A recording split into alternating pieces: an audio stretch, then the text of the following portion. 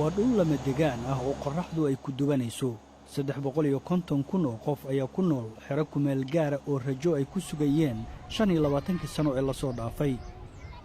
qaxootiga ku nool Dadaab waxay ku tiirsan yihiin gargaar loomana ogola inay shaqaystaan ama ay ka baxaan xerada qaxooti haddii aysan dib ugu laabanaynin dalkoodii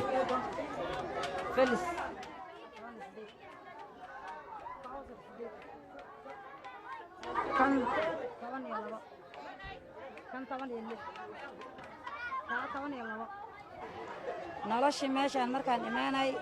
nolol fiican ay ahayd haddana noloshii qaxootiga hoos bay u dhacday marka sidaa aawadeeda ay celinaysaa moordi baan qaataa waxay ka carareen dagaalka sokeeye ee boqolaalka kun ee qof ka qaxiyay guryahooda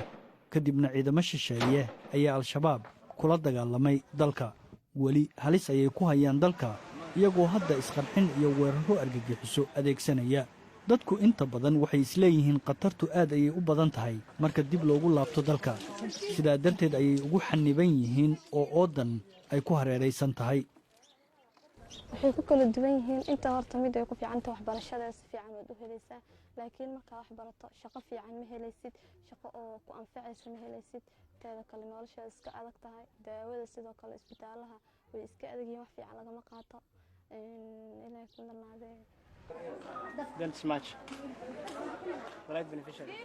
deeq-bixiyayaasha sida guddiga Yurub ayaa rumaysan in waxbarasho wanaagsan ay lagama maarmaan tahay balse joojinta dhibaatada socdaalayaasha ayaa macnuhu yahay xal u helka wixii markii horeba dadkan waa sababta aan isleenahay waa muhiim in marka hore asalka dhibaatada xal laga gaaro haddii kale waxaa khasaba in la arko dhibaatooyin kale halkan keliya ma ahee xataa waqooyiga afrika turkiga ilaa lubnaan